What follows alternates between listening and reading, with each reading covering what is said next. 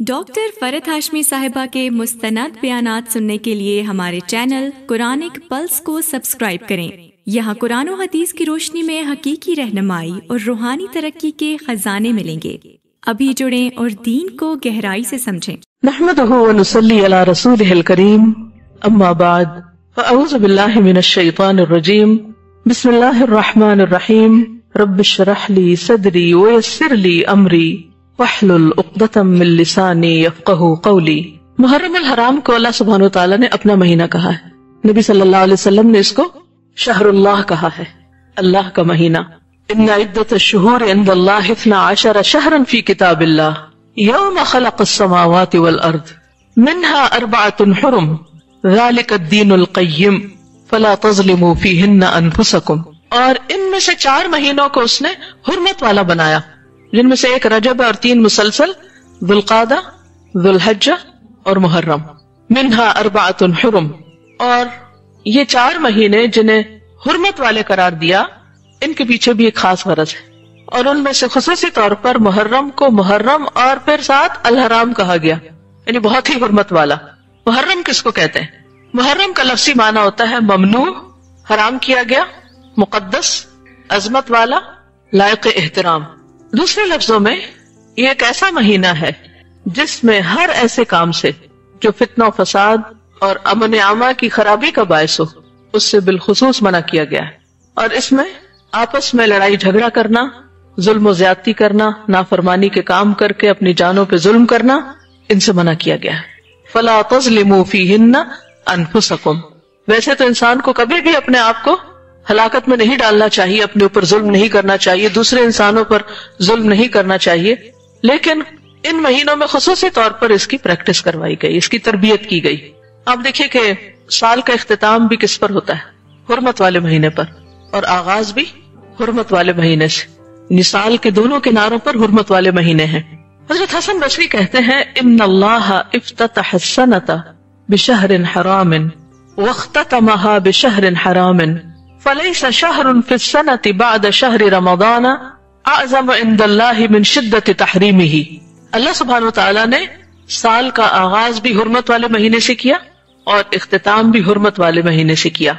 बस साल भर में रमजान के बाद अल्लाह के यहाँ शिद्दत हुर्मत के हवाले से माह मुहर्रम से बढ़कर और कोई महीना नहीं। इसका कौल है हसन बसरी का। क्या कहते हैं कि रमजान के बाद सबसे ज्यादा हुर्मत या शिद्दत हुर्मत किस महीने की है? मुहर्रम की। इसीलिए इसको क्या कहा गया? मुहर्रमुल हराम। हज के महीने में लोग जब हज पे जाते हैं तो क्या करते हैं? एहराम पहनते हैं, और हालत एहराम में क्या कुछ बना होता है? अल हज्जु अशहुरुम मालूमात फमन फरद फीहिन्नल हज्ज, यानी एहराम पहन के फला रफसा वला फुसूका वला जिदाल फिल हज। फसूक, जिदाल सख्ती से मना। जिस मुआशरे के अंदर, जिन लोगों के दरमियान 2 चीजें खत्म हो जाएं, क्या? गुनाह और जिदाल, आपस का लड़ाई झगड़ा, तो वो माशरा कैसा माशरा होगा? अगर किसी घर के अंदर से ये 2 चीजें निकल जाएं, कौन सी? गुनाह के काम और लड़ाई झगड़ा, तो वो घर कैसा घर बन जाएगा? अमन वाला। इसी तरह किसी शहर से, किसी मुल्क से जब ये 2 चीजें निकल जाती हैं तो वहां पर अमन व अमान हो जाता है। हज पर भी इसी की प्रैक्टिस करवाई गई। फिर हज से वापस आओ तो फिर भी अपनी इस कैफियत को बरकरार रखो, इस हुर्मत का ख्याल रखो। हुर्मत पामाल होती हैं 2 तरह से, एक अल्लाह की नाफरमानी करके और दूसरे बंदों पर ज्यादती करके, लड़ाई झगड़ा और फितना फसाद क्रिएट करके। बहुत हैरत होती है जब लोग खुशी खुशी हज पे जाते हैं और लाखों के मजमे में बड़े अमन अमान के साथ सारे काम कर रहे होते हैं। जब वापस आते हैं तो कोई हज का सफरनामा लिखता है, कोई उसकी रुदात बड़े खूबसूरत अंदाज से सुनाता है, बड़े वालहाना अंदाज से। कई दिन तक मजलिसें जमती रहती हैं, रिश्तेदार, दोस्त, अहबाब आते हैं, मुबारकें देते हैं, खानों की दावतें होती हैं, और हाजियों के गिर्द एक हुजूम होता है लोगों का हज का तस्करा सुनने के लिए। और लोग भी बहुत शौक के साथ हरम मक्की और हरम मदनी के किस्से सुनाते हैं, होता है ना ऐसे। लेकिन वही लोग अपने घरों में एक दूसरे की इज्जत और एहतराम नहीं करते, अपने मुल्क में एक दूसरे का अदब, एहतराम, इज्जत नहीं करते, छोटी छोटी बात पर दूसरों के गले पड़ने को तैयार होते हैं। हालांकि हदीस में आता है, अल मुअमिनु अकरमु हुर्मतन मिनल काबा, मोमिन की हुर्मत काबा से ज्यादा है। आपको वो हदीस भी याद होगी جس میں آپ صلی اللہ علیہ وسلم نے یوم النحر پہ، یوم النحر کون سا ہوتا ہے، اس دن میں خاص طور پر کیا فرمایا، آپ نے پوچھا ایو یوم ھذا ایو شہر ھذا، کہ لوگوں یہ کون سا دن ہے، یہ کون سا مہینہ ہے، تو لوگوں نے کیا کہا، حرمت والا دن اور حرمت والا مہینہ۔ یہ کہہ کے آپ نے فرمایا کہ لوگوں اللہ کے نزدیک مومن کی حرمت، تمہارے آپس میں مال جان اور آبرو کی حرمت تمہارے اس دن سے، اس جگہ سے، اس مہینے سے بڑھ کر ہے۔ کس کی حرمت؟ مومن کی۔ جب ہم کعبہ کا ذکر کرتے ہیں تو کیا کہتے ہیں؟ کعبہ شریف، اسی طرح حرم پاک۔ لیکن جب کسی مومن کا ذکر کرتے ہیں تو کس انداز میں کرتے ہیں؟ جب اس کو پکارتے ہیں، جب اس سے بات کرتے ہیں، جب اس سے معاملہ کرتے ہیں، پیٹھ پیچھے اس کا ذکر کرتے ہیں تو کس انداز میں کرتے ہیں؟ کیسے کرتے ہیں؟ عزت کے ساتھ، احترام کے ساتھ۔ اپنے جیسوں اور اپنے سے چھوٹوں کا عزت ادب احترام تو دور کی بات، ہم تو اپنے بڑوں کا بھی احترام کرنا نہیں جانتے، یا پھر اگر کرتے ہیں تو غلو کے حد پہ پہنچ جاتے ہیں، یعنی غلو کرتے ہیں، اور غلو منع ہے۔ غلو کس کو کہتے ہیں؟ حد سے بڑھ جانا۔ اگر کسی سے محبت کرتے ہیں تو حد سے بڑھ جاتے ہیں، کسی سے عقیدت رکھتے ہیں تو حد سے بڑھ جاتے ہیں، کسی کا ادب احترام کرنے لگتے ہیں تو حد سے بڑھ جاتے ہیں، اس کے آگے جھکنے لگتے ہیں، اس کے پاؤں پڑنے لگتے ہیں، اس کے آگے ماتھا ٹیکنے لگتے ہیں، اس کو اس کا مقام سے بڑھا دیتے ہیں۔ اور بعض اوقات نبی صلی اللہ علیہ وسلم کو اللہ سبحانہ وتعالیٰ کا مقام یہ اس سے بھی آگے بڑھا دیتے ہیں۔ یہ بھی حیرت کی بات ہے۔ شیطان انسان کو اعتدال پر نہیں رہنے دیتا، جو کرنے کا کام ہے وہ کرنے نہیں دیتا، اور جو نہیں کرنا چاہیے اس کی طرف ہمیشہ اس کو کھینچتا رہتا ہے، تاکہ انسان سیدھے رستے سے ہٹ جائے، بھٹک جائے۔ تو نئے سال پر سب سے اہم سبق جو ہم سب کو سیکھنا ہے وہ کیا ہے کہ ہم کیا کریں؟ فَلَا تَظْلِمُوا فِيهِنَّ أَنفُسَكُمْ، گناہوں سے بچیں، اپنی جان پر ظلم نہ کریں گناہ کر کے، اور اسی طرح کس سے بچیں؟ دوسروں کی بے حرمتی سے، دوسروں کو بے آبرو کرنے سے۔ یعنی کوئی ایسا کام نہ کریں کہ جو اللہ کی ناراضگی کا سبب بنے، یا بندوں کے دل توڑنے کا سبب بنے، یا بندوں کو ناراض کرنے کا سبب بنے، رشتوں کو توڑنے کا سبب بنے۔ اللہ کی نافرمانی کے کاموں میں عام طور پر کیا کام ہوتے ہیں؟ فرائض سے غفلت، بدعات کا ارتکاب، ان کاموں کا کرنا جن سے اللہ نے روکا ہے، یعنی حرام کام، منکرات، ان تمام چیزوں کا ارتکاب۔ یہ کر کے انسان دراصل اپنی جان پہ ظلم کر رہا ہوتا ہے۔ اسی طرح دوسروں کے ساتھ ظلم اور زیادتی، کسی کی غیبت، کسی کو تانا دینا، کسی کا مذاق اڑانا، کسی کو اپنے سے حقیر سمجھنا اور حقیر سمجھ کر اس سے معاملہ کرنا، اور اپنے آپ کو بڑی چیز سمجھنا کسی بھی اعتبار سے کہ میں بڑا عقل مند ہوں، بڑا صاحب علم ہوں، بہت سمجھدار ہوں، یعنی کسی بھی طرح خود کو فضیلت دے کر دوسرے کو اپنے سامنے حقیر کرنا، یہ تمام چیزیں دراصل خود اپنی جان پر ظلم کے برابر ہیں۔ ابن عباس سے روایت ہے کہ رسول اللہ صلی اللہ علیہ وسلم نے حجۃ الوداع کے موقع پہ فرمایا، تمہارا خون، تمہارا مال اور تمہاری عزت ایک دوسرے پر اسی طرح حرام ہے جس طرح تمہارے آج کے دن کی، اس شہر کی اور اس مہینے کی حرمت۔ یہ کس کا پیغام ہے ہم سب کے نام؟ رسول اللہ صلی اللہ علیہ وسلم کا۔ کیا کچھ منع ہے؟ کیا کچھ حرام ہے؟ خون، قتل نہیں کر سکتے، کسی مومن کی جان نہیں لے سکتے۔ کیا ہم اہل پاکستان اللہ کے رسول صلی اللہ علیہ وسلم کے اس حکم کو جانتے ہیں؟ اگر جانتے ہیں تو کیا مانتے بھی ہیں؟ کسی بھی دن کا اخبار اٹھا کے دیکھ لیں، اگر وہ قتل کی خبر سے پاک ہو کسی نہ کسی انداز میں، چاہے وہ ذاتی رنجش ہو یا کوئی سیاسی رنجش ہو، یا بغیر وجہ کے بھی بے گناہ لوگوں کی جان لینا۔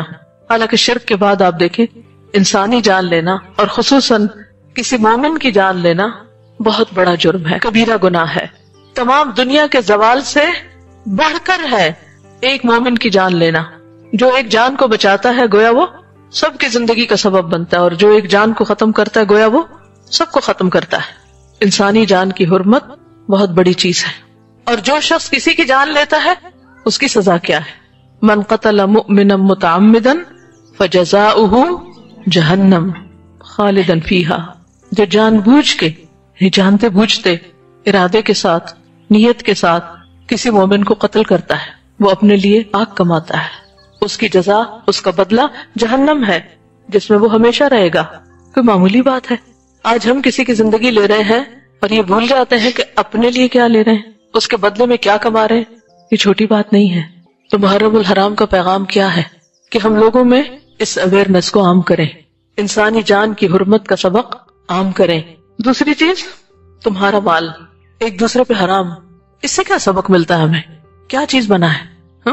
چوری، غصب، ڈاکہ، رہزنی، کسی کی اجازت کے بغیر اس کے مال پہ ہاتھ ڈالنا، اس کی رضامندی کے بغیر اس کی کوئی چیز ہتھیار لینا.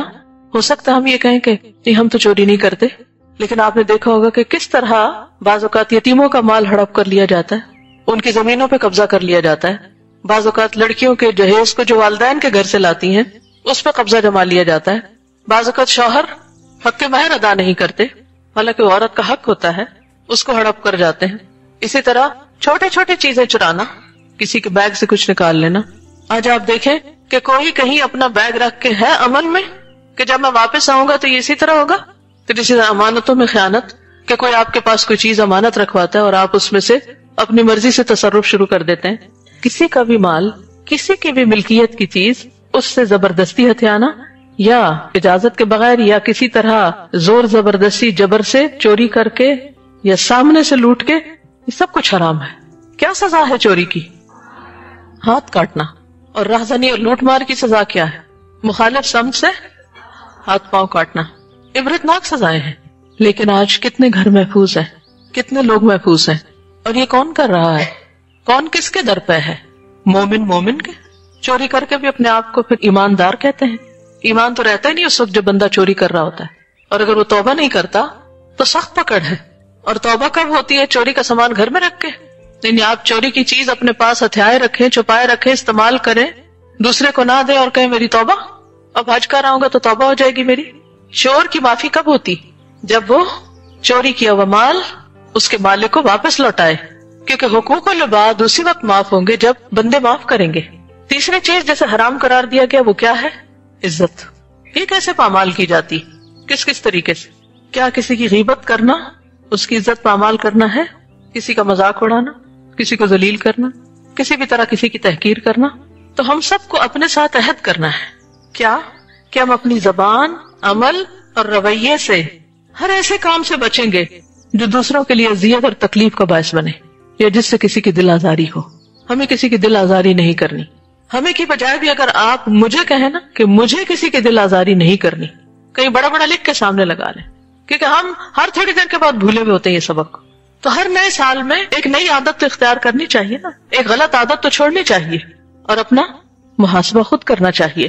پھر اسی طرح دیکھیے کہ عام لوگ تو عام لوگ، کیا ہم میں سے کسی کو یہ زیب دیتا ہے کہ وہ صحابہ کرام کے خلاف کوئی بات کرے؟ ہماری عزت بڑی ہے یا ان کی عزت؟ نبی صلی اللہ علیہ وسلم نے صحابہ کے بارے میں کیا فرمایا تھا؟ آپ نے فرمایا لا تسبوا اصحابی فلو ان احدکم انفق مثل احد ذهبا ما بلغ مد احدهم ولا نصیفہ. میرے صحابہ کو گالیاں مت دینا، ان کو برا بلا نہ کہنا. تم میں سے خواہ کوئی احد پہاڑ برابر بھی سونا خرچ کرے، کر سکتے ہیں؟ ہے ہی نہیں، کچھ کریں گے کیا؟ تو بھی وہ ان کے ایک مد یا آدھے مد کے برابر بھی نہیں پہنچ سکتا. انہوں نے اللہ کے راستے میں اللہ کی خاطر جو قربانیاں کی ہیں اور جس طرح مشکل وقت میں نبی صلی اللہ علیہ وسلم کا ساتھ دیا ہے، ان کی قربانیوں کا اجر اور صلہ اللہ کے ہاں اتنا بڑا ہے کہ تم میں سے اگر کوئی عہد برابر بھی سونا خرچ کرے تو ان کے ایک سیر یا آدھ سیر کے برابر بھی نہیں پہنچ سکتے. ان کے کام پہاڑوں برابر، ان کے اجر پہاڑوں برابر. ہم کیا ہیں؟ ادھر کچھ کرتے ہیں ادھر ضائع کر کے رکھ دیتے ہیں، اور پھر ایسی ایسی باتیں صحابہ کے بارے میں کرتے ہیں اور بعضوں کا صرف سنی سنائی دیکھتے دیکھتے، اور پھر بھی ہم سمجھتے ہیں کہ ہم صاحب ایمان ہیں. کون تھے صحابہ؟ قرآن کیا بتاتا ہے ان کے بارے میں؟ کون تھے صحابہ؟ وہ جو نیکیوں میں سبقت کرنے والے تھے. والسابقون الاولون، وہ جنہوں نے سبقت کی، پہلے ایمان لے آئے. من المہاجرین والانصار، کچھ نے ہجرت کی اور کچھ انصار تھے. والذین اتبعوہم باحسان، اور وہ لوگ بھی جنہوں نے ان کی پیروی کی احسان کے درجے میں، یعنی تابعین بھی، صرف صحابہ نہیں، تابعین بھی. ان کا مقام، ان کا درجہ، ان کی قربانیاں، اس کے صلے میں اللہ ان سے راضی ہو گیا اور وہ اللہ سے راضی ہیں. اور یہ عظیم الشان کامیابی ہے. ان کے لیے تو اللہ نے جنتیں تیار کی، وہ ہمیشہ کی نعمتوں میں ہیں، بلند درجے پائے ہوئے ہیں، اور ہم یہاں بیٹھ کر ان کے خلاف باتیں کر رہے ہیں. کیسے مسلمان ہیں ہم؟ ہمیں کوئی حق نہیں پہنچتا. اور پھر سب سے بڑی بات یہ کہ ان کے درمیان اگر اختلافات ہوئے بھی یا ان سے انسان ہونے کے ناطے کوئی کوتاہی ہوئی بھی تو مجھے اور آپ کو حق نہیں پہنچتا کہ ہم ان کا محاسبہ کرنے بیٹھ جائیں یا ان کے بارے میں ہم کوئی رائے دیں. یہ نہ ہو کہ وہ تو اعلیٰ جنتوں میں پہنچے ہوئے اپنے اعمال کی وجہ سے، اللہ کی رحمتوں کی وجہ سے، اور ہم ایسی باتوں پر بحث مباحثے کریں کہ جس کی وجہ سے اللہ تعالیٰ کی ناراضگی ہو اور انسان اللہ کی رحمت سے دور ہو جائے تو یہ کوئی عقل مندی کی بات تو نہیں. اور یاد رکھیے اس میں صرف صحابہ نہیں تابعین کی بات بھی ہے، کیونکہ بعض لوگ صحابہ کے بعد تابعین کے اوپر بھی بہت حملہ آور ہوتے ہیں. تو اس لیے جب کبھی گزرے ہوئے لوگوں کی بات ہو تو ہمارا فرض کیا ہے، ہم کیا کریں، کیا کہیں؟ وہی جو قرآن نے ہمیں بتایا، تلک امۃ قد خلت لہا ما کسبت ولکم ما کسبتم ولا تسألون عما کانوا یعملون. جب بھی محرم آتا ہے تو عام طور پر لوگ ماضی کی باتیں بہت کرتے ہیں، تاریخ کو دہراتے رہتے ہیں، جس میں کچھ سچی باتیں بھی ہیں اور کچھ جھوٹی بھی ہیں. اور عموماً لوگ آپس میں بیٹھ کر بحث و مباحثہ شروع کر دیتے ہیں، کون حق پر تھا اور کون نہیں، کس نے کس پر زیادتی کی. کیا اللہ تعالیٰ یہ فیصلہ آپ سے کروائے گا جو آپ اپنی انرجی لگا رہے ہیں ان چیزوں پر؟ یا آخر کب تک ہم ماضی ہی کی باتیں کرتے رہیں گے؟ ہمیں کیا کرنا چاہیے؟ صرف ماضی کو یاد کرتے رہیں یا پھر مستقبل کی سوچیں؟ مستقبل کی سوچیں. ہم میں سے ہر ایک کو اپنے مستقبل کے بارے میں فکر مند ہونا چاہیے، اور پھر ایک ایک فرد جب اپنے مستقبل کے بارے میں فکر مند ہوگا تو مل کر اجتماعی طور پر ہم سب اپنی دنیا اور آخرت کے بارے میں بہتر منصوبہ بندی کر سکیں گے اور آگے کو بڑھ سکیں گے. تاریخ صرف سبق کے لیے پڑھی جاتی ہے کہ اس سے انسان عبرت حاصل کرے، سبق لے اور آئندہ وہ غلطیاں نہ دہرائے، آئندہ ایسا کوئی کام نہ کرے کہ جس سے پچھلوں کو نقصان ہوا. لیکن افسوس یہ کہ ہم نہ سبق لیتے ہیں اور پھر انہی چیزوں کو ریپیٹ کیے چلے جا رہے ہیں. اگر صحابہ کے درمیان اختلاف ہوئے یا تابعین کے درمیان اختلاف ہوئے تو ہمارے لیے سبق کیا ہے کہ ہم ان چیزوں سے بچیں، یا یہ سبق ہے کہ ہم ان کے بارے میں فیصلہ کرنے بیٹھ جائیں اور آپس میں جھگڑیں اور ایک دوسرے کے قتل و غارت شروع کر دیں اور ایک دوسرے کو برداشت نہ کریں. نبی صلی اللہ علیہ وسلم نے فرمایا ہر مسلمان دوسرے مسلمان پہ حرام کیا گیا ہے، ہر مسلمان دوسرے مسلمان پر حرام ہے. کیا مطلب؟ اس کی جان، مال، آبرو. وہ ایک دوسرے کے بھائی اور مددگار ہیں. ہم سب کو نیکی کے کاموں میں ایک دوسرے کے ساتھ تعاون کرنا ہے. تو کرنے کا کام تو یہ ہے. دوسروں کے ساتھ کیسا معاملہ کہ اگر وہ اچھا کر رہے ہیں تو ان کی مدد کی جائے، اور اگر وہ غلط کر رہے ہوں تو ان کو غلطی سے روکا جائے، ان کے لیے خیرخواہی کے جذبات ہوں. لیکن حقیقت یہ ہے کہ سب سے بڑھ کر ہمیں نئے سال کی آمد پر خود اپنے بارے میں سوچ بچار کرنی چاہیے، اپنے مستقبل کے بارے میں سوچنا چاہیے. کیونکہ اگر ہم خود اپنے بارے میں نہیں سوچیں گے تو کیا کوئی دوسرا ہمارے لیے سوچے گا؟ کیا کوئی دوسرا ہماری نجات کے لیے کچھ کام کرے گا؟ سورۃ الحشر میں اللہ سبحانہ وتعالیٰ فرماتے ہیں یا ایھا الذین آمنوا اتقوا اللہ ولتنظر نفس ما قدمت لغد واتقوا اللہ ان اللہ خبیر بما تعملون. تو ہمیں کیا کرنا ہے؟ نیا سال شروع ہوا، مبارکباد بھی دے دی، اس کے معنی بھی جان لیے، دعائیں بھی دے دی، ایک دوسرے کی حرمت کے بارے میں بھی پڑھ لیا، سن لیا، سمجھ لیا، اس کا بھی عہد کر لیا کہ ہم انشاءاللہ اللہ اور اس کے رسول کے ان احکامات پر عمل کریں گے. اور اس کے بعد اگلا کرنے کا کام کیا ہے؟ اپنے نفس کا محاسبہ نفس. وَلْتَنْظُرْ نَفْسٌ مَا قَدَّمَتْ لِغَدٍ. اپنے لیے سوچیں میں نے اپنی کل کے لیے کیا کیا ہے، اپنی آخرت کے لیے کیا کیا ہے. کیسے سوچیں؟ ابن القیم الجوزیہ، ان کی ایک کتاب ہے زاد المعاد. زاد المعاد، معاد کس کو کہتے ہیں؟ آخرت کو. اور زاد کس کو کہتے ہیں؟ زاد راہ کو، سامان کو. آخرت کا سامان کتاب کا نام ہے. زاد المعاد میں ابن القیم الجوزیہ محاسبہ نفس کا طریقہ بتاتے ہیں، کیسے محاسبہ کیا جائے. وہ کہتے ہیں کہ سب سے پہلے فرائض پر محاسبہ کریں. کس طرح؟ کہ مجھ پر کیا کچھ فرض عائد ہوتا ہے، عبادات میں کیا فرض ہے، مثلا نماز، روزہ، حج، زکوٰۃ. اسی طرح بحیثیت ماں میری ذمہ داری کیا ہے، بحیثیت بیوی میری ذمہ داری کیا ہے، بحیثیت مسلمان میری ذمہ داری کیا ہے. تو جو اہم ترین فرائض ہیں، بیسک ریسپانسبلٹیز ہیں، ان کے بارے میں سب سے پہلے سوچنا چاہیے، کیونکہ قیامت کے دن سب سے پہلے کس کے بارے میں پوچھا جائے گا؟ فرائض کے بارے میں پوچھا جائے گا. خصوصاً نماز کے بارے میں پہلا سوال ہوگا، جو اللہ کے حقوق میں سے اور بندوں کے حقوق میں سے قتل کا فیصلہ سب سے پہلے کیا جائے گا. تو وہ لکھتے ہیں کہ اگر فرائض کی ادائیگی میں کمی پائے تو قضاء یا اصلاح کر کے اس کا تدارک کرے. دو کام، جو کام نہیں کیا اس کو کرے. مثلا روزے چھوڑے ہیں تو کیا کریں؟ روزے رکھیں. فریضہ حج ادا نہیں کیا تو اس کو ادا کریں. زکوٰۃ ڈیو ہے تو اس کو ادا کریں. اور اسی طرح اگر مثلاً آپ نماز پڑھتے تو ہیں لیکن درست نہیں پڑھتے، صحیح مسنون طریقہ ہی نہیں آتا آپ کو، تو کیا کریں؟ اصلاح کریں. تو اس نئے سال کے شروع میں ہم سب کو اپنی اپنی نمازوں کا جائزہ لینا چاہیے، کیونکہ نماز کا حساب سب سے پہلے ہے. کیونکہ بہت سے لوگ ایسے ہیں جو نماز پڑھتے ہیں لیکن ان کی نماز ان کے سروں سے اوپر نہیں جاتی، یعنی قبول نہیں ہوتی، واپس ان کے منہ پہ مار دی جاتی کہ اللہ کو ایسی نماز نہیں چاہیے.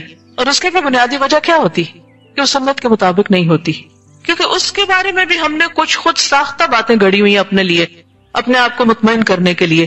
کیا کہ اللہ تعالیٰ اب اتنی باریک باتیں تھوڑی دیکھیں گے کہ ہاں جی ایک حصہ بازو کا وہ خشک رہ گیا تھا تو وضو نہیں ہوا. نہیں، ایڑیوں کے بارے میں کتنی واضح حدیث ہے، وَيْلٌ لِّلْعَقَابِ مِنَ النَّارِ. یہ بات آپ نے کب فرمائی تھی؟ جب ایک موقع پر آپ نے صحابہ کو وضو کرتے ہوئے دیکھا اور ان کی ایڑیاں خشک تھی تو آپ نے فرمایا ان ایڑیوں کے لیے آگ سے ہلاکت ہے. کتنے ہی لوگ وضو کرتے ہیں، کوہنیاں خشک رہ جاتی ہیں، ایڑیاں خشک رہ جاتی ہیں، پوری طرح چہرہ نہیں دھوتے ہی بعض اوقات لوگ چھینٹے مار دیتے ہیں اور کام ختم کر لیتے ہیں. پتہ ہی نہیں کہ وضو کیسے کرنا ہے، پتہ ہی نہیں کہ صحیح قیام کیسے کرنا ہے، رکوع کیسے کرنا ہے. بہت سے لوگ رکوع کرتے ہیں لیکن پوری طرح جھکتے ہی نہیں، آدھا سا رکوع ہوتا ہے. سجدہ کرتے ہیں پوری طرح سر ٹکاتے ہی نہیں، پورے اعضاء سجدے کے زمین پہ لگاتے ہی نہیں، ناک زمین کو لگتا ہی نہیں، اور وہ اٹھ جاتے اور وہ سمجھتے ہماری نماز ہو گئی. بعض لوگ لباس صحیح طور پر نہیں پہنتے، بعض اس میں اللہ کو یاد نہیں کرتے. کیا ان چیزوں کی اصلاح کرنا چاہیے؟ نہیں. سوچے کتنے سال کی ہوں میں، 20 30 40 50، کتنا اور جینا ہے. اگر اتنے سالوں میں بھی ابھی تک میں نے اپنی نماز کی اصلاح نہیں کی تو پھر آخر کب کروں گی؟ تو اس سال کا ٹارگٹ نمبر 1 کیا ہونا چاہیے؟ نماز کی 100% اصلاح. اور اس کے لیے نماز نبی کتاب اور کیسٹس، اور اس کے علاوہ بخاری کا کتاب الصلاۃ اور بھی کتابیں جو آپ کو ملتی ہیں ان کو آپ دیکھیے، اپنے آپ کو ایک ایک سٹیپ پہ چیک کیجئے کہ کیا میرا وضو، میرا لباس، یعنی جو بنیادی شرائط ہے نماز میں ایون داخل ہونے سے پہلے، ان کے پورے مسائل مجھے معلوم ہے، پاکی اور ناپاکی کے سب باتیں مجھے معلوم ہیں. تو ان سب چیزوں کی اصلاح. پھر کہتے ہیں کہ پھر منہیات پر محاسبہ کرے. منہیات وہ چیزیں جن سے منع کیا گیا ہے. آپ صلی اللہ علیہ وسلم نے اپنے حج کے خطبے میں فرمایا کہ زمانہ گھوم گھام کر اپنی اصلیت پر آ گیا ہے. سال کے 12 مہینے ہوا کرتے ہیں جن میں سے 4 حرمت اور ادب والے ہیں. 3 تو پے در پے ذوالقعدہ، ذوالحج اور محرم، اور چوتھا رجب ہے جو جمادی الاخری اور شعبان کے درمیان ہے. اس مہینے کے بارے میں بعض روایات میں یوں بھی آتا ہے کہ اس مقدس ماہ کی عظمت ابتدائے آفرینش سے ہے، یعنی جب سے دنیا بنی ہے یہ مہینہ مقدس اور محترم ہے. روایات میں آتا ہے کہ اسی ماہ میں اللہ تعالیٰ نے زمین، آسمان، پہاڑ، سمندر، لوح قلم، جبریل علیہ السلام اور دیگر فرشتوں کو پیدا کیا. اسی ماہ میں حضرت آدم علیہ السلام کو پیدا کیا گیا اور ان کی توبہ قبول ہوئی. عاشورہ محرم میں ہی حضرت نوح علیہ السلام کو طوفان سے نجات ملی. اسی ماہ میں حضرت ابراہیم علیہ السلام پیدا ہوئے اور اسی ماہ میں ان کو جب آگ میں پھینکا گیا تو آگ ان کے لیے گلزار بن گئی، باغ بن گئی. اسی مہینے میں موسیٰ علیہ السلام کو فرعون کے ظلم و ستم سے نجات ملی. فرعون غرق ہوا. حضرت یونس علیہ السلام کے مچھلی کے پیٹ سے نکلنے کے واقعے کو بھی ماہ محرم ہی میں بتایا جاتا ہے. حضرت ادریس علیہ السلام اسی مہینے مقام علیہ تک اٹھائے گئے. حضرت ایوب علیہ السلام کے شفایاب ہونے کا مہینہ بھی یہی بتایا جاتا ہے جب انہوں نے ایک طویل کئی سال پر محیط بیماری کاٹی. حضرت داؤد علیہ السلام کی توبہ بھی اسی ماہ میں قبول ہوئی. حضرت سلیمان علیہ السلام کو سلطنت بھی اسی ماہ میں ملی اور اسی ماہ کے بارے میں کہا جاتا ہے کہ قیامت بھی اسی مہینے میں آئے گی. یہ ایک روایت کا ملخص ہے جو غنیت الطالبین سے لی گئی ہے. غنیت الطالبین شیخ عبد القادر جیلانی کی کتاب ہے. اسلام سے قبل لوگ عاشورہ محرم کا روزہ رکھتے تھے. نبی صلی اللہ علیہ وسلم جب مدینہ تشریف لے گئے تو وہاں کے لوگ یہ روزہ رکھا کرتے تھے اور پھر اس پر خوشی بھی مناتے تھے. ابتدائی اسلام میں بھی عاشورہ محرم کا روزہ فرض ہوا. رمضان کے بعد یہ روزہ فرض تو نہیں رہا لیکن اس کا اجر اور ثواب باقی رہا. بخاری اور مسلم کی روایت ہے جب حضرت صلی اللہ علیہ وسلم مدینہ منورہ تشریف لے گئے تو یہودیوں کو عاشورہ محرم کا روزہ رکھتے ہوئے پایا. فرمایا تم اس دن روزہ کیوں رکھتے ہو؟ انہوں نے جواب دیا کہ یہ ہماری نجات کا دن ہے، یعنی بنی اسرائیل کو فرعون کے ظلم سے اس روز نجات ملی تھی. اس دن اللہ تعالیٰ نے انہیں نجات بخشی تو موسیٰ علیہ السلام نے شکرانے کا روزہ رکھا. تو بنی اسرائیل چونکہ موسیٰ علیہ السلام کی قوم تھے تو ان کو فالو کرتے اور انہی کی پیروی میں انہوں نے یہ روزہ رکھا. آپ صلی اللہ علیہ وسلم نے فرمایا حضرت موسیٰ علیہ السلام کے ساتھ ہم تم سے زیادہ موافقت رکھتے ہیں، یعنی تم ان کو فالو کرتے ہو تو وہ ہمارے لیے بھی ایک عظیم ہستی ہیں، اس لیے آپ صلی اللہ علیہ وسلم نے خود بھی روزہ رکھا اور صحابہ کرام کو بھی روزہ رکھنے کا حکم دیا۔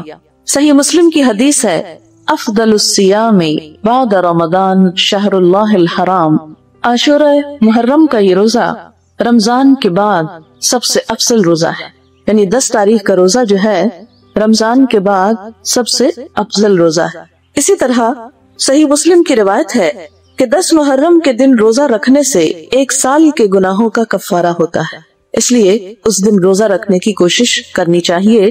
مسند احمد کی روایت ہے کہ آپ صلی اللہ علیہ وسلم نے یہودیوں کی مشابہت سے بچنے کے لیے فرمایا کہ اگر آئندہ میں روزہ رکھوں گا تو 9ویں اور 10ویں کا روزہ رکھوں گا، اور آئندہ سال آپ محرم سے قبل وفات پا گئے، لیکن یہ حکم باقی رہا۔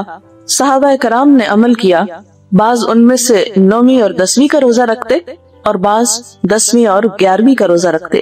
عام طور پر 11ویں کے روزے سے منع کیا جاتا ہے کہ اس دن روزہ نہیں رکھنا چاہیے، حالانکہ ایسی کوئی ممانعت کی بات نہیں ہے، نہ ہی کسی صحیح حدیث سے ایسی کوئی چیز ثابت ہے۔ پھر ہم دیکھتے ہیں کہ اس مہینے کے اندر کچھ ایسے واقعات پیش آئے کہ جو اسلامی تاریخ میں بہت ہی تکلیف دہ واقعات ہیں، جن کی وجہ سے ابتدائی دور کے مسلمانوں میں بھی شدید اضطراب پھیلا، اور اس کے بعد آج تک وہ اضطراب مسلمانوں کے اندر موجود ہے۔ اور اس کی بنیادی وجہ یہ ہے کہ نواسہ رسول صلی اللہ علیہ وسلم امام حسین علیہ السلام اپنے خاندان سمیت اس مہینے میں شہید ہوئے۔ سوال یہ پیدا ہوتا ہے کہ آپ کی شہادت ہمیں کیا سبق سکھاتی ہے؟ آپ کی شہادت میں ہمارے لیے کیا نمونہ ہے؟ اس میں کوئی شک نہیں کہ حضرت امام حسن اور حسین رضی اللہ تعالی عنہما دونوں ہی حضور صلی اللہ علیہ وسلم کے بہت ہی پیارے تھے، بہت عزیز تھے۔ آپ ان کو جنت کے پھول کہا کرتے تھے۔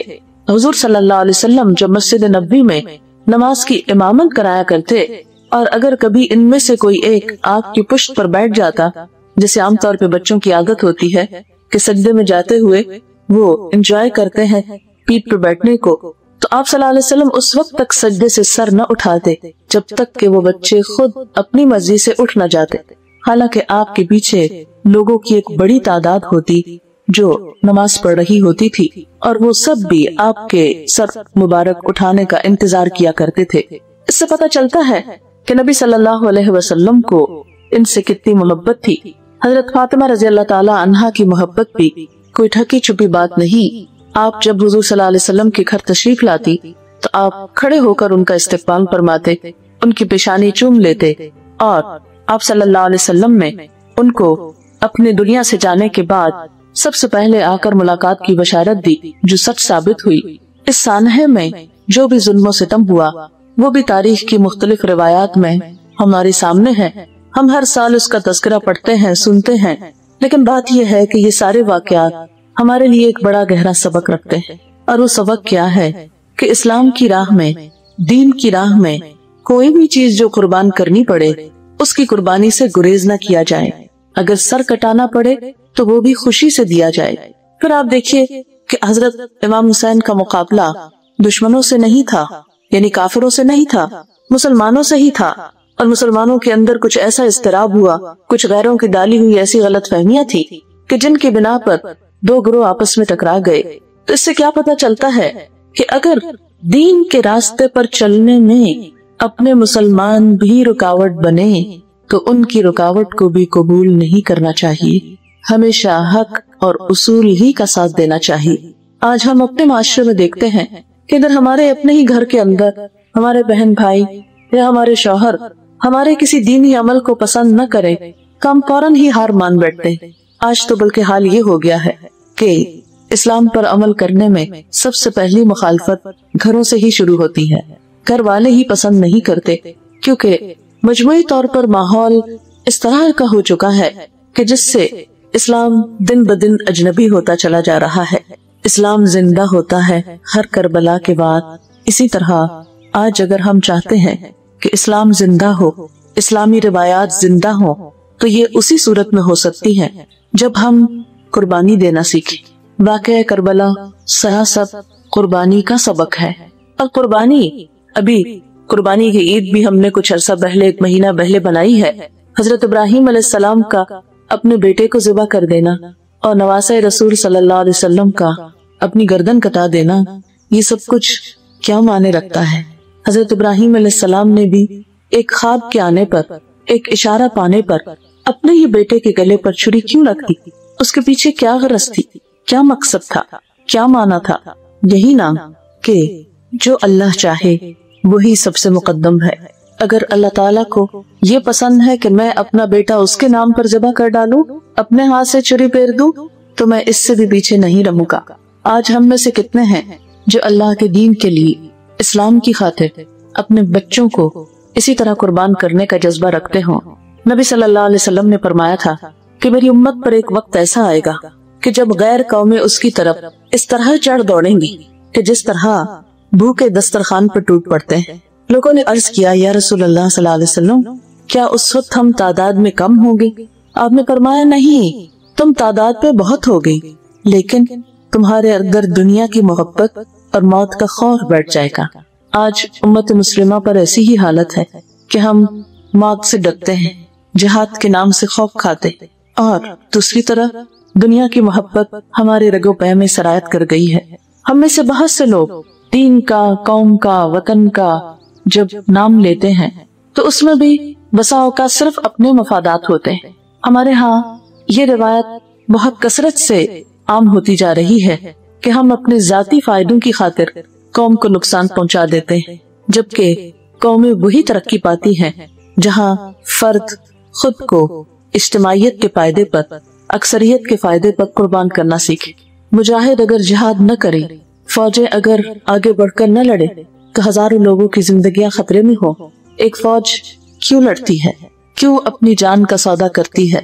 इसलिए कि वो दूसरे हजारों लाखों लोगों की जिंदगी को बचाने का अज़्म रखती है, अपने दीन को बचाने और अपने रब का नाम बुलंद करने की नियत रखती है।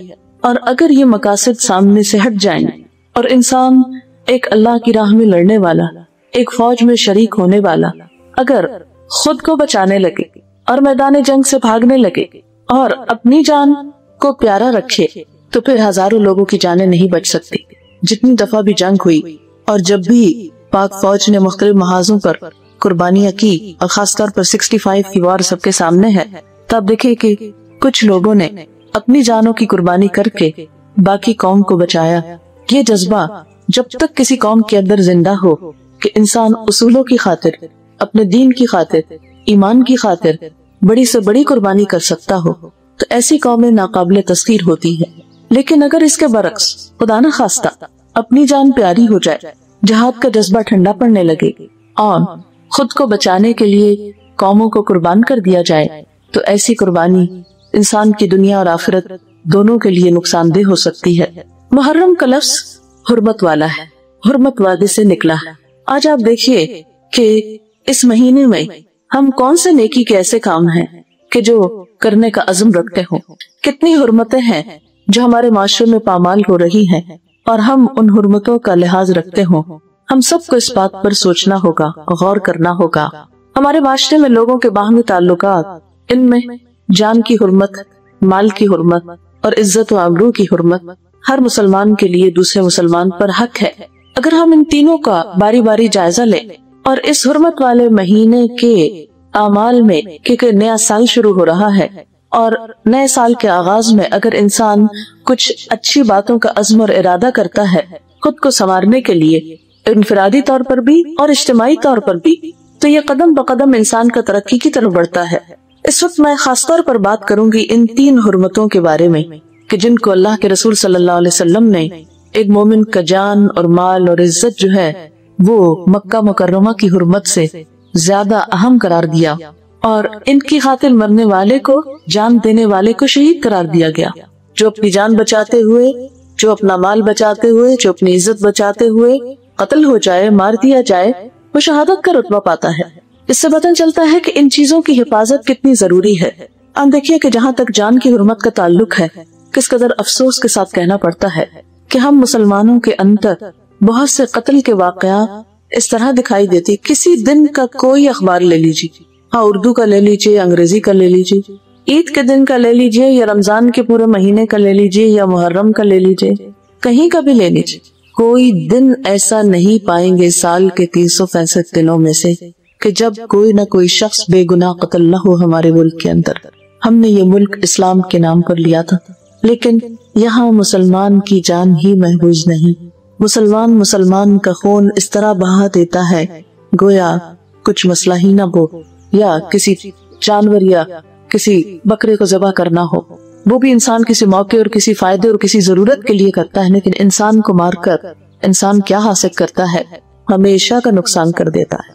ہمارے معاشرے میں بسا اوقات مال کی وجہ سے قتل ہوتے ہیں، بسا اوقات عزت آبرو کی وجہ سے قتل ہوتے ہیں، بسا اوقات بے وجہ قتل کر دیے جاتے ہیں کہ غصہ کسی اور پر ہے اور بم کہیں اور جا کے پھینکا کہ جس کی وجہ سے بے گناہ معصوم شہری مارے گئے جن کا کوئی قصور نہ ہو۔ اور پھر آپ دیکھیے کہ ہم نے ہندو سے یہ ملک جو الگ لیا تھا، کس لیے؟ اس کا نام کیا رکھا؟ اسلامی جمہوریہ پاکستان۔ پھر ہمارے اعمال انسانی حرمت اور انسانی جان کی حرمت کے بارے میں اتنے غیر ذمہ دارانہ کیوں ہے؟ آخر اس کی وجہ کیا ہے؟ ہم میں سے ہر وہ شخص جو دل رکھتا ہے، جو احساس رکھتا ہے، اسے اس کے بارے میں سوچنا چاہے۔ اور اسی میں آپ دیکھیے کہ بے شمار خواتین سال کے دوران بے وجہ موت کے گھاٹ اتار دی جاتی۔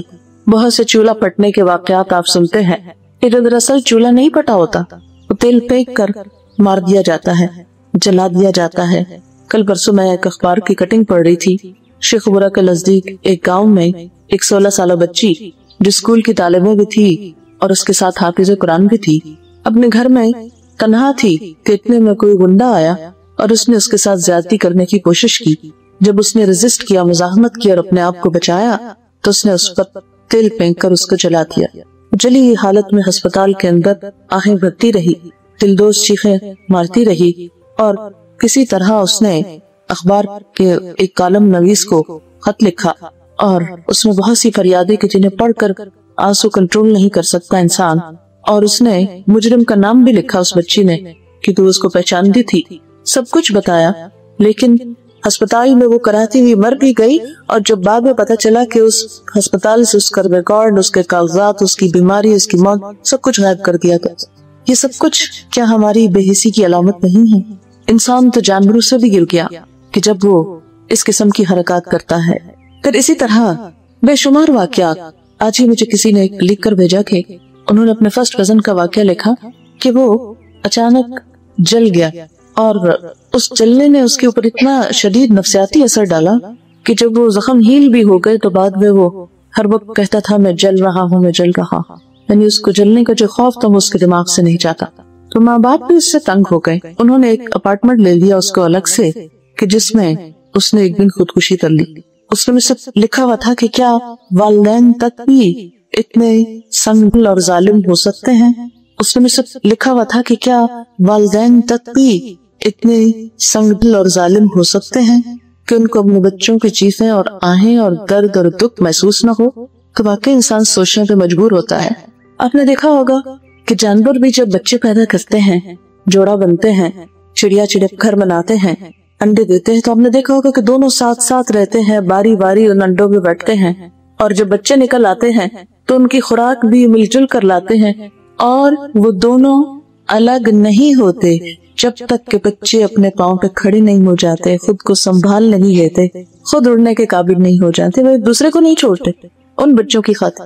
لیکن آج ہمارے معاشرے میں بے شمار واقعات کہ صرف انا کا مسئلہ بنا کر بچوں کی زندگی اب تک داؤ پہ لگا دی جاتی ہے۔ طلاق کا ریٹ بڑھتا چلا جا رہا ہے، معصوم جانوں کی فکر نہیں۔ بسا اوقات چھوٹے چھوٹے واقعات، چھوٹی چھوٹی چیز کو انا کا مسئلہ بنا کر، بے صبری کا ثبوت دے کر، بسا اوقات شوہر کی طرف سے ایسی زیادتی ہوتی ہے، بعض اوقات عورت کی طرف سے، کیونکہ دونوں انسان ہوتے ہیں، فرشتے تو دنیا میں نہیں اتارے گئے، انسان ہی رکھے گئے ہیں۔ لیکن میں سوچتی ہوں جب ایسے واقعات سنتی اور پڑھتی ہوں تو دل کڑتا ہے کہ انسان کیوں اتنا بے حس ہوتا چلا جا رہا ہے، کہ یہ جیسے قرآن پاک میں آتا ہے نا، ثم رددناہ اسفل سافلین، پھر ہم نے اسے سب نچلوں سے نچلا کر دیا۔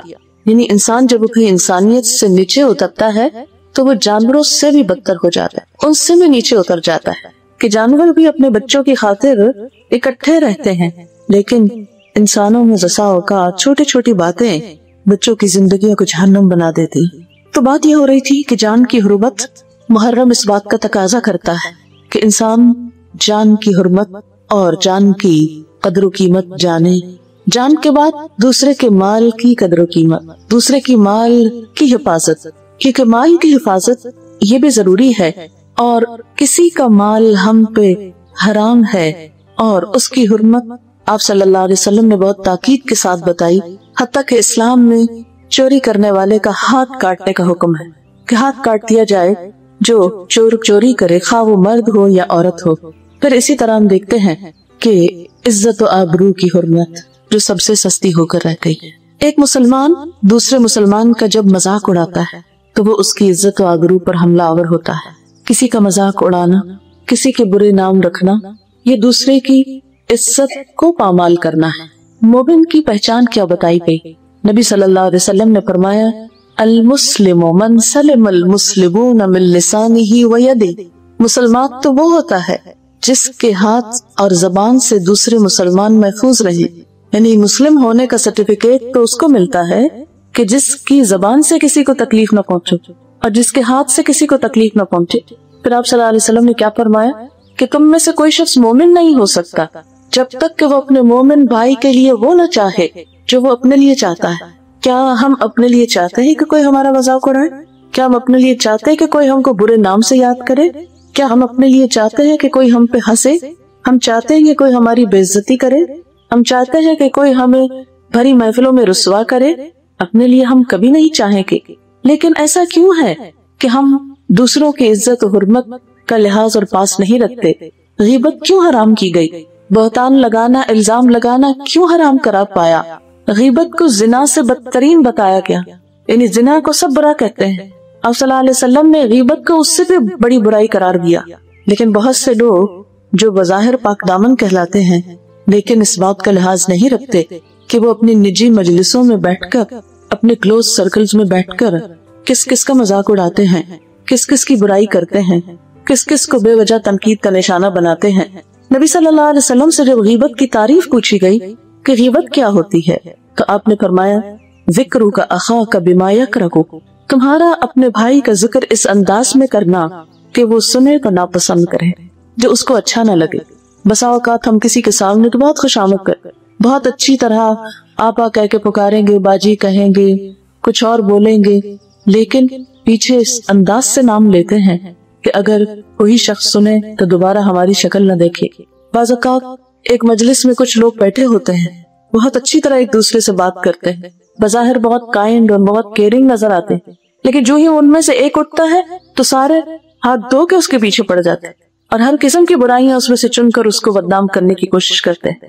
تو کوئی بھی ایسی چیز کہ جو کسی کی ذات کے بارے میں، کسی کی شکل و صورت کے بارے میں، کسی کے جسمانی سائز کے بارے میں، کسی کے حال حلیے اور لباس کے بارے میں ناگوار انداز میں کی جائے، یہ سب کچھ غیبت میں شمار ہوتا ہے اور اس کو حرام قرار دیا گیا ہے۔ ایک شخص نے آپ صلی اللہ علیہ وسلم سے پوچھا کہ اگر وہ بات اس شخص کے اندر ہو، یعنی میں سچ کہہ رہا ہوں کہ وہ شخص ہے ہی ایسا، یعنی ایک عیب اگر کسی کے اندر ہے تو یہ بھی برائی ہوگی؟ آپ نے فرمایا کہ ہاں یہی تو غیبت ہے، اور اگر وہ نہیں تو تم اس پر بہتان لگا رہے ہو، جو اس سے بھی زیادہ شدید بات ہے۔ بہتان لگانے سے انسان کی زندگی بھر کی نیکیاں برباد ہو سکتی ہیں۔ نبی صلی اللہ علیہ وسلم نے فرمایا کسی شخص کے جھوٹا ہونے کے لیے اتنا ہی کافی ہے کہ وہ ہر سنی سنائی بات کو آگے بیان کر دے۔ اگر کسی کے بارے میں کوئی بات سنی ہے تو بغیر تحقیق کے آگے کرنی شروع کر دے اور اس کو اس طرح بیان کرے گویا کہ وہ واقعہ بالکل سچ ہے۔ پھر اسی طرح قرآن پاک میں ہمیں یہ تعلیم دی گئی کہ یا ایھا الذین آمنوا اذا جاءکم فاسق بنبأ فتبینوا ان تصیبوا قوما بجہالۃ فتصبحوا علی ما فعلتم نادمین۔ اے لوگو جو ایمان لائے ہو، جب کوئی فاسق تمہارے پاس کوئی خبر لے کر آئے تو اس کی تحقیق کر لیا کرو، کہیں ایسا نہ ہو کہ لا علمی میں تم کسی قوم پر جا پڑو، حملہ آور ہو جاؤ، پھر اپنے کیے پہ تم پشیمان ہو۔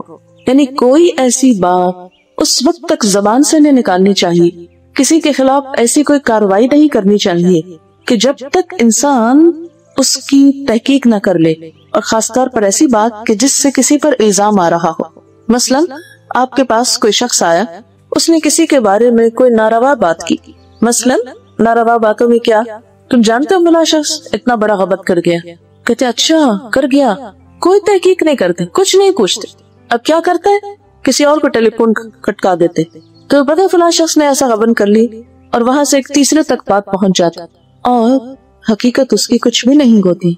ऐसी बातों में अमूमन लोग बहुत दिलचस्पियां भी लेते और बहुत शौक से सुनते हैं और बहुत शौक से सुनाते हैं, लेकिन ये नहीं जानते कि ऐसी बातें इंसान के अमाल को जाया करने वाली और जिसके ऊपर इल्जाम तराशी हो रही है उतनी सारी नेकियां उस तक मुंतकिल कराने की कोशिश। इसीलिए किसी ने कहा था कि अगर कभी गीबत करो तो अपनी माँ ही की करना, क्योंकि तुम्हारी नेकियों की सबसे ज्यादा वो मुमताज है। गीबत करने से इंसान की अपनी नेकियां उस शख्स को मिल जाती हैं जिसकी इंसान गीबत करता है, पीठ पीछे जिसकी बुराई करता है, बैक बाइटिंग करता है। आप देखें अंग्रेजी लफ्ज बैक बाइटिंग, पीछे से काटना। और अल्लाह ताला ने कुरान पाक में इसको फरमाया कि अयहिब्बु अहदुकुम अन याकुल लहम अखीहि मैतन फकरिक्तुबू, क्या तुम में से कोई पसंद करता है कि अपने मुर्दा भाई का गोश्त खाए? तुम उसको नापसंद करोगे। भाई मर जाए तो हाथ लगाते हुए डर लगता है कि कहीं दुख ना जाए। कहा यह कि इंसान उसको छुरी कांटों से उसका गोश्त खाने लगे। मुर्दे को तो हाथ लगाना दुभर होता है, खाना कितना नागवार अमल। लेकिन किसी की गैर मौजूदगी में उसकी बुराइयां करना भी ऐसा ही है, गोया उसे छुरियों से काटना और काट खाना या बम्बोड़ना। किसी की इज्जत पर हाथ डालना ऐसा ही है, गोया उसको काट खाना। ये एक अमल किसी लाश को खाने का कौन करता है? अमूमन वहशी जानवर करते हैं, मिसल कुत्ते करते हैं। इसीलिए एक हदीस में आता है कि क़यामत के दिन दूसरों की बुराइयां करने वाले, ताने देने वाले, ऐब जोई करने वाले क़यामत के रोज कुत्तों की शक्ल में उठाए जाएंगे। यानी होंगे इंसान लेकिन उनकी शक्लें कुत्तों जैसी बन जाएंगी। क्यों? इसलिए कि कुत्ते ये काम करते हैं ना, को मुर्दार देखा तो उसको खाने लग गए, ये ना देखा कि किसका है। लेकिन इंसान जब अपने ही बहन भाइयों, अपने ही रिश्तेदारों, अपने ही दोस्तों, अपने ही मुसलमानों की बुराइयां करने लगता है तो ये किस कदर नागवार, नापसंदीदा और अल्लाह ताला के यहाँ एक ऐसा फेल है कि जिसे किसी कीमत पर भी बर्दाश्त नहीं किया जा सकता। मुहर्रम हराम किया गया, लफ्जी माना है मुहर्रम हराम किया गया, यानी क्या हराम किया गया कि इस महीने के अंदर गुनाहों को अपने ऊपर हराम समझो। यानी साल का आगाज हो रहा है तो नई मनसूबा बंदी करता है इंसान, नई प्लानिंग करता है। हमारे यहाँ तो चूंकि कैलेंडर इस्तेमाल नहीं होता, आपने देखा होगा जनवरी में जैसे नई डायरीज आती, नई प्लानिंग आती, नए साल की मनसूबा बंदी होती, या फाइनेंशियल ईयर जो हमारा जुलाई से शुरू होता है तो उसमें वाइंड अप करते हैं जून के एंड में, कुछ जुलाई से नए प्लानिंग होती है, नए साल का बजट बनता है। बिल्कुल इसी तरह मुहर्रम नए साल की नेकियों में प्लानिंग का महीना है कि मुझे हराम करना है अपने ऊपर उन सब चीजों को जिन्हें अल्लाह ने मेरे ऊपर हराम कर दिया है। मुहर्रम का असल पैगाम ये है, सिर्फ इतना काफी नहीं कि इस्लाम की राह में जान देने वाले शहीदों के ऊपर हम सिर्फ गम का इजहार करें, इसलिए कि वो तो अपने अजीम शान मंजिलों और मकासद और मकामात तक पहुंच गए। उन्होंने अपनी जिंदगी को एक बेहतरीन कॉज में इस्तेमाल किया। वो अपने अमल से हमारे लिए एक नमूना छोड़ गए कि तुम भी अपने रब को राजी करने के लिए, अपने रब को खुश करने के लिए वो काम करना कि जिसमें खा तुम्हारी जान का ही नुकसान क्यों ना हो जाए। लेकिन हम अपनी जबान को कंट्रोल नहीं कर सकते, हम अपने दिल में दूसरों के बारे में बदगुमानी और बुरे ख्याल लाने को कंट्रोल नहीं कर सकते। तो जो शख्स अपने नफ्स को कंट्रोल नहीं कर सकता वो जान कहाँ दे सकता है। मुहर्रम हराम किया गया, हुर्मत वाला, हमें उन हुर्मतों का लिहाज और पास करना है जो अल्लाह ताला ने हमारे लिए मुकर्रर की है, उन कामों को इख्तियार करना है जिनको अल्लाह ताला ने हमारे लिए पसंद किया। चुगली जो दूसरों को लड़ाने के लिए, फसाद डालने के लिए, ताल्लुकात को बिगाड़ने के लिए, ये भी हराम करदा चीजों में से एक चीज है। तो गोया किस किस चीज को हमने अपने ऊपर हराम करना है। और आज के इस मजलिस में भी अगर हम अपने घर छोड़कर यहाँ पर आकर बैठे हैं तो ये भी एक रस्म न हो, एक रिवायत न हो और महज एक यादगार न हो कि हमने मुहर्रम के महीने में एक मजलिस कायम की। ये भी दरअसल इस नियत के साथ होनी चाहिए कि हम यहाँ से उठे तो अपने लिए कोई न कोई अमल की बात जरूर लेकर उठे, और उसमें अगर आज हम यही अहद कर लें कि मैं आज से उन सब को माफ करती हूँ जिन्होंने मेरे साथ कोई ज्यादती की हो। एक बुजुर्ग थे, उनके पास सदका करने को कुछ और नहीं था। उन्होंने कहा तसद्दक़्तु बिइर्ज़ी, मैं अपनी इर्ज़, अपनी इज्जत को सदका करता कि आज तक अगर किसी ने मेरा कोई दिल दुखाया, मेरे खिलाफ कोई बात की, मुझे सताया, मैं उन सब को माफ करके वो सदका करता। यानी अपना बदला नहीं लेता, बदला न लेने का सदका करता हूँ। हम भी अहद करें कि अगर किसी ने हमारे साथ ज्यादती की कभी, तो हम भी तो किसी के साथ ज्यादती करने वाले हो सकते हैं। ये नहीं है कि हम मासूम फरिश्ते हैं कि हमसे कभी किसी के साथ कोई नारवा बात न हुई हो। अगर किसी ने हमारे साथ कोई ऐसी चीज की जो हमको नागवार गुजरी, तो हमने भी जिंदगी में कई ऐसी बातें कही होगी, हमारी जुबान से भी किसी के लिए दिल आजारी के लफ्ज निकले होंगे। तो क्या हम अपने लिए नहीं चाहते कि अल्लाह हमको माफ कर दे? कुरान पाक में अल्लाह ताला फरमाते हैं, अल्लाह तुहिब्बूना अन यग़फ़िरल्लाहु लकुम, क्या तुम पसंद नहीं करते कि अल्लाह तुमको माफ कर दे? अगर तुम पसंद करते हो कि अल्लाह तुमको माफ कर दे, तो तुम दूसरों को माफ करना सीखो। नंबर 1 ये कि हम अपने दिलों को दूसरों के खिलाफ बदगुमानियों, नफरतों और इन चीजों से निकालें।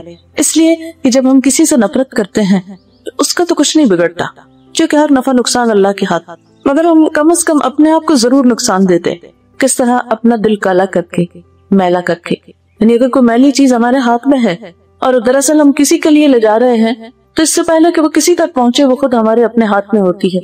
इसलिए अपने दिल को चमकाने के लिए, अपने भले और अपने फायदे के लिए हम अपने दिल से कुरच कर निकाल दें उन बातों को जो किसी के लिए भी हमारे अंदर कोई नेगेटिव थिंकिंग के तौर पर है। दिलों को